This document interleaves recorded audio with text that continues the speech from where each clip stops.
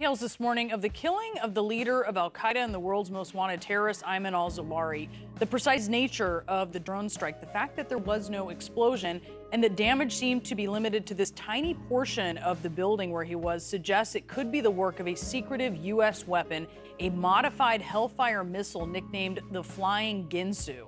CNN correspondent Tom Foreman is joining us now. Tell us about this modified Hellfire missile.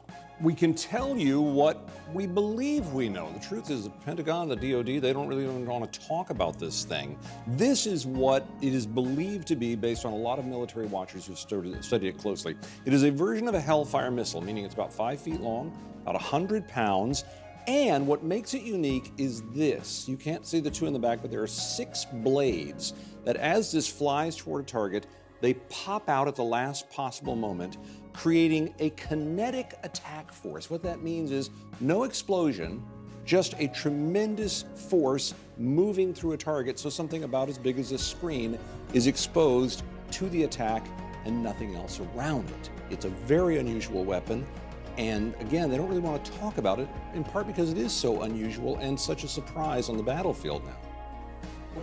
I mean, given the nickname, I think it answers some of the question, but really explain to folks how this differs from other Hellfire missiles. All right, if you look at a normal Hellfire missile, you see some loaded here on a drone here. Again, we talked about the size, and they're not terribly big. These have been around for decades. They were developed as anti-tank weapons. They're used to fire munitions into buildings, into vehicles, sometimes at different sort of communication centers, things like that. They're very common and very widely used. The big difference is this. If you look at the firing of a normal Hellfire missile, it takes off and it's carrying a warhead. It is being guided toward a target, and when it hits, it is going to explode. The blast area when it explodes would be potentially about as big as a football field in terms of where people would be in danger. That's a big impact, and bear in mind, this thing is moving very, very fast. The difference with this one, when you go back to the RX-9, you're talking about one that does not have a blast area at all. You can't call this a bomb. This is a kinetic weapon.